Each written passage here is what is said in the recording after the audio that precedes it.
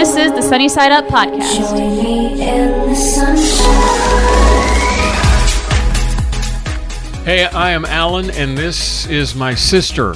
Hello, I am Amanda, and this is Alan and Karen's dog, Cherry. It's Cherry. Why are you acting like you're old? Because I'm robotic. It's weird.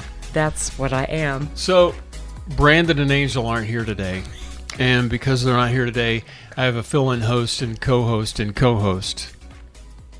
Cherry won't be saying much today. So how are you? You've been on here good. before? Yes. Yeah? Thank you for having me back. Sure. I like these mugs. These are cool. These are the new Sunny Side Up, Want a drink? soon to be distributed across the globe cups. Want a drink? I hope you get thirsty. She's been letting Cherry... Oh, dude. Really? The dog's been drinking out of the mug. So, so first of all, Yes. we get public service announcement time. Public service announcement time. Have you heard the whole thing about the draft? About people freaking out because they think they're getting drafted? It's like we were drafted when we were 18. Well, the thing is, here's the deal. A lot of internet stuff's going on. People are like, oh, I don't want to get drafted. It doesn't work like that. It doesn't work like that.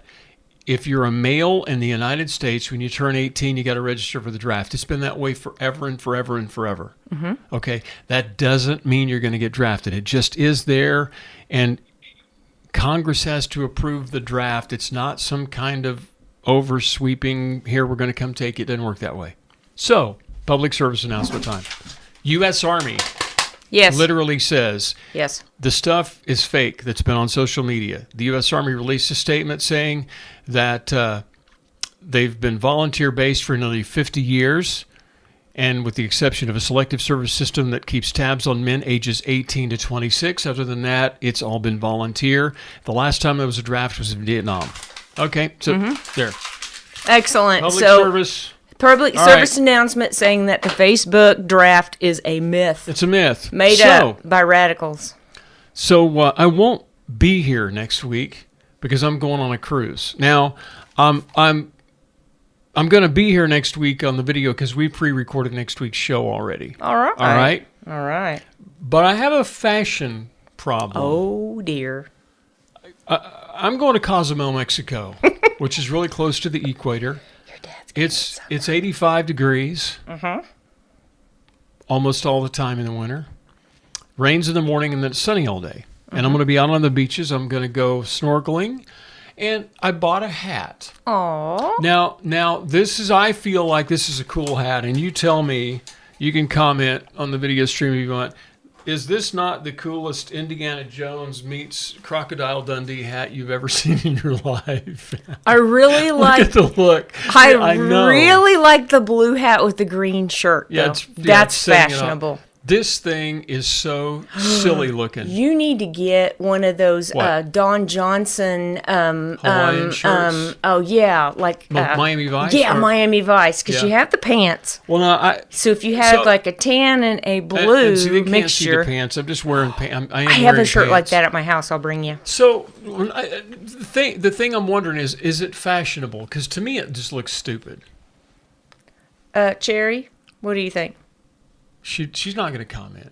So I'm not planning on ever She wearing might. it again on the video because I realize how goofy and silly it is. But the truth is, I really don't care because I want to keep from getting sunburned, and that's the bottom line. So I'm good. Another public service announcement: skin cancer is bad, Yeah, I know. I especially when you're that I've had close a to couple the of them. equator. I've had a couple of them removed in my life, and I don't want to go there. So anyway, yeah. So how are you? I'm fine. How are you? I'm How's the babysitting dog? your dog. How's the the dog dog? seems happy. No, she seems rigid. Is she rigid? She seems slightly She not happy? distracted. No, she's Well, good. it's the cup. Is it the cup? It's Is it the making her cup. distracted? No, the cup. She likes the cups. Oh, she likes the cup. Yeah, she likes the I see. cups. I see. Put your feet there. You could do that. All right. Yeah, There you she's go, still baby. freaking out. So got Oh, it's got okay. choices for you today. A drink? We've got mom stuff. Mom stuff. I can do mom stuff. I'm a mom. Hang on. We got cool people. I can even do cool people because I'm a cool person. And we got warm and fuzzy. I can be warm and fuzzy. And Cherry's going to work on that for a while. So, Amanda, Yes. door number 1, door number 2, door number 3. Mom stuff, cool stuff, warm and fuzzy stuff. You Warm pick. and fuzzy. Warm and fuzzy for 300 points. Woohoo! All right. at us, so Cherry. here's We're the winning thing. money. Good pick, by the way. Yes, thank you. Have you ever felt better by helping out somebody? You feel like when you help them out that you feel better than they do when you're finished trying to make them feel better. Yes. Make sense? That's why I do what I do every day. There's a scientific research program going on in China right now. They put the study together and found out that acting altruistically, that's the word of the day, altruism. Altruism. Altruism means to go out, give back, help out, do good in the world, all right? Altruistic people relieve not only acutely induced physical pain among healthy adults, but they also reduced the chronic pain of a cancer patient by allowing a cancer patient who was in true, real pain. They said, why don't you come out and let's do some good things for some good people? And even the cancer patients began to physically and emotionally get better by just going out and doing stuff. Cool. And they say now that thing in the back of your head that you're like, I ought to help that person out. As weird as it may be, we may have a thing inside of us that's telling us not only will it help them feel better, but it's actually make me feel better about myself. Nice. See? Scientific proof. Nice. That's like a SPCA, where you go and help little dogs and cats. That's what makes you feel good. That's true. Why is my Shit. dog's nose running? Is she sad? Honest to Pete, my dog's nose was running. Here, let me wipe it on your pants. Oh, thank you. There. I think she's going to sleep. We're boring her to death. By the way, my dog, this is Cherry. She is an SPCA pet. She's a tweenie, half Dachshund, wiener dog, and half Chihuahua, Chiweenie dog. So, what are you doing with my dog? Just showing her off. Oh, I see. I won't drop her, All right, promise. mom stuff, cool people, warm and fuzzy, part 2. Mom stuff. Mom stuff, you're going to Well, love this one. Well, we're talking about dogs and... Diapers. Oh, yes. Diapers. Been there, done that. So you have 2 kids, Yes. 2 daughters. 2 daughters. They're all grown up now. Yup. Did you do the disposable diapers or the cloth diapers? I did disposable diapers because at the time, cloth diapers were so expensive I couldn't afford them. However... Well, cloth diapers are washable. But by the, they were like $10 a pair. Or like a thing. I'm not blaming you. I'm just asking the question. Okay. There's a I lady. think I've offended your dog. Where is this like on, Love What Matters app. And her name is Andrea Olson from Asheville, North Carolina. She writes that she simply, now this is going to be kind of weird. She uses cloth diapers, and she pays attention to her children. And she must like, I'm thinking she's a stay-at-home mom, and that's fine. But her and her husband watch the kids intently all the time. And they get to where they start doing the squirmery, happy dance thing and digging at their pants, you know what I'm saying, which is an indication for a little kid needs to pee or potty. She grabs them up and takes them to the toilet or the sink even, whatever's closest, rips the diaper off, and she's trained her children at a very, very, very young age, at an infant stage, to not use the diaper, but to wait until they go to the bathroom. She's potty trained them, and she estimates that, get this, she's a mother of 5. Oh, good grief. Okay? She has saved herself $10,000. I would imagine. $10,000 in diapers alone. Yeah. And, of course, there's the whole half of keeping the diapers out of the landfill issue. Yes, that is true. So that cloth is really diapers or disposable diapers, Mama Barrett? I truly feel it is a personal choice. It depends on time. It depends on money. If you had a kid in your house right now with your lifestyle, would it be disposable or cloth diapers? Probably half and half. Okay. Because a lot of again, times if you work and you go to daycares, Yeah. they will not do real diapers. They won't. They do disposables. Well, I'm assuming that this has pretty much got to be a stay-at-home thing anyway. Yeah. You can't. If you're going to train your little bitty baby child to go to the bathroom and the toilet, it's got to be the same toilet every time. I would think. I mean, we teach them how to walk, right? Yeah, I I have don't no know. idea. I don't know the answer. It's my kids are old enough. I don't remember way these back are just, then. By the way, I'm throwing the stuff in the trash. There's a trash can over there. You know what would happen to you if you threw stuff like that in my classroom? What? You'd get 4 days of noon detention. Okay, I got a question. I'm Yeah. going to skip to the next subject because Fine. I was saving this There for you. you go. She's a teacher now. Officially titled a teacher. I've been teaching. You work for the public school system. Yes, I do. You monitor a group of children. Yes. Middle school children. Junior high monsters. I know some of them watch, so I'm being nice. Jonathan, so what do you think? No, you're not monsters. You just haven't figured it out yet. And when you do figure it out, please let me know, because I haven't figured it out either. They're just middle schools, because I was told that's just the way they are. They are. I was a middle schooler once. And you were a monster. Oh, I was. She's 4 years younger than I am. I was like a senior in high school when she was middle school. It was just, take me everywhere. Take me here. You don't need a girlfriend. I want to go. Push me out of the treehouse. No, Watch me fall to the dirt. No, that was when you were like, no, you weren't a teenager yet. Then you were like, I was 5. little. I was like a little 5. kid, and he pushes me out of the treehouse. treehouse. It didn't Cherry. happen that way, but that's always going to be her memory. Cherry. So we'll leave it alone. Cherry. You were young. You were little. You were like 4. So, Teen baby. Vogue, of all places, and if it's Teen Vogue, it's got to be real. Yeah, it's gotta just be like legit. Facebook. If it's on Facebook, it's real. Well, they ask a question of their readers. Teen Vogue said, why are grades important when some teachers say they do more harm than good? And this is not, nobody's going to hold this against you. Mm-hmm. I'm not trying to throw you under the bus. Alfie Kohn, author of The Schools Our Children Deserve and Punished by Rewards, told the magazine that studies show 3 things happen when students of all ages are led to focus on the grades. And I got to admit, I agree with about most of these. Number 1, they become less interested in what they're learning and more interested in trying to pass the test and memorize the answers to a question. Mm-hmm. All right? Number 2, they pick the easiest possible task as the shortest book or most familiar topic to be graded upon, rather than something that would challenge them. And finally, they tend to think in a shallower, more superficial way about the whole process anyway, because they're just trying to get the grade to pass the class to go to the next thing.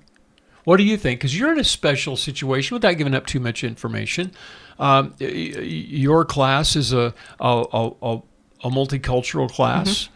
And in many cases, English is their second language. Mm-hmm. So would you kind of agree with some of that stuff from your experience? Because I've been meaning to want to ask you this anyway. The students do real well with the pass-fail. Yeah. You either do it or you don't get. And we really don't give them grades. Right. But a lot of it is just, if you can make an A on a paper, it's bragging rights. Mm-hmm. And so we do that just so they have that ability. But for me, for instance, we had a young lady start right after Christmas who's from another country, who doesn't speak English, doesn't read English, and was not literate in her native language.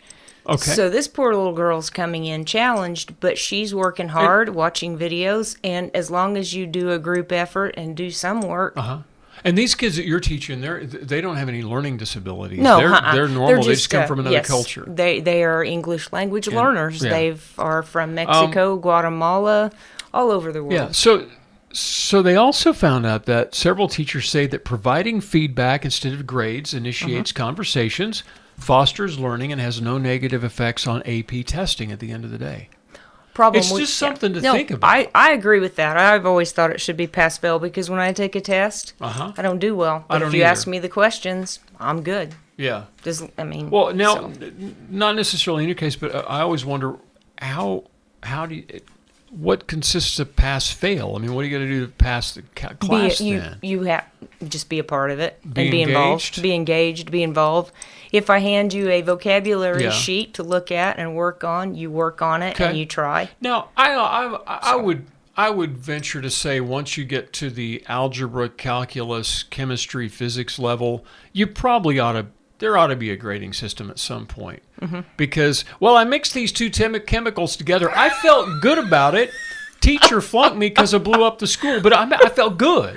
I was there. I should, there is a point at which common sense, but certainly in grade school and middle school and in certain classes in high school, I suppose. It's just something to think about. Yeah, that's cool. Warm and fuzzy, cool people or mom stuff? You want to do cool people? Because you're a cool people? Do you want to do cool looks people? Looks like a cool people look. All right, cool Cherry chooses cool people. Cherry says cool This is a good story. Jessica Bezenkine. Jessica, you are a hero. She's been in the headlines this week, actually. She was only 12 years old when her mom surrendered her to the state. She became a foster child. And when you're 12 years old, that's pretty old. When a foster kid's 6 months old or less, people just zip them up. But when you're 12, middle school, getting ready to be a teenager, essentially you just kind of get put on a shelf and you're shuffled from one foster home to the next. And that happened to her. Jessica was 18 years old, graduated from high school, and that's when she got out of the foster program. Went to college, made a success of herself, got her own home in Milwaukee, Wisconsin. Cool. Go Milwaukee. That's the end of the story. No, it's not the end of the story. Isn't that where Laverne and Shirley are from? Sorry, I digress. And all of a sudden, I want to say Schlemiel Schlemazel Hudson Pfeffer Incorporated. So much for our millennial audience. Yeah, well, that was where I was headed. Good grief. Sorry. Why? Mind blow. That's for all the old folks in the audience. So anyway, Jessica decided to open up her heart to some foster children. There were 6 boys in their middle school, teenage years, and boys at that age are just as impossible as girls. Don't let anybody lie to you. They're crazy. She not only set them up for a couple of days in her foster home, she ended up adopting all 6 of them. Oh, that's cool. Said, I'm going to make a difference. I'm going to make a home for these young boys. And so far, even though I think this only happened like 4 days ago, so far so good. That's cool. So we'll see. Well, she has the right heart. Yeah, That's half of it. That's what we all want to do. So, want to keep going? Sure. We got a few more left. Sure. You can get a hold of us at Sunnyside Up Podcast at storiesandscoopsmedia.com. Want some more? Nothing like a drunk Shawini drinking again. That's hilarious. They make great dog Are watering you done? bowls as well. Oh, now she's getting choked. You okay? Are you finished? No. Nope. I want more. Cherry's going to sing here in a moment for us. Are we? We are? Okay. Warm and fuzzy. Actually, I'm just going to go down this. We were talking about the lack of the millennial crowd because the millennials and the Gen Xers aren't represented today because Brandon and Angel are gone today. They'll be back next week. Well, you know, they got things going on. Are they kids? They're They kids. got things going on. So Amanda's the stand-in host. Are you good? Mm-hmm. Are you sure? I'm positive. In the 1980s, you were... I graduated from high school in 1985. Okay. Oh, and if you want to know when I was born, it was 1966. She's old. In the 80s, remember this? We were told by the year 2020. Remember this? By 2020, the world would be overpopulated, over agriculturalized. We would basically be starving to death on a barren planet. There you go. Remember that? Remember those not lectures? Too far from it. Yep. Actually, you couldn't be further from the truth. Oh, there we go. The truth of the matter is, there are more people. The world has become a lot smaller. But the truth is, the world has become a greener place. My phone is going to ring until I kill it. I've got to go shut it off, and I'm using it to film with. Is it still videoing? Hold that thought. Yes, it is. Yes, well, it is. So don't. right here on the camera. Okay. Hang on. Oh, he's so good. I don't know. Yeah, I think I Look can. at him. He's so I smart, think Jerry. I can kill it. He's so smart. Without killing the video. I'm so smart. I'm hoping. Hi, Mister. I'm hoping we're still rolling. If we're not, well, it'll be the audio Mom, portion of Daddy the show. is so All right. smart. More people meant we had to plant more plants for food. Right. Okay?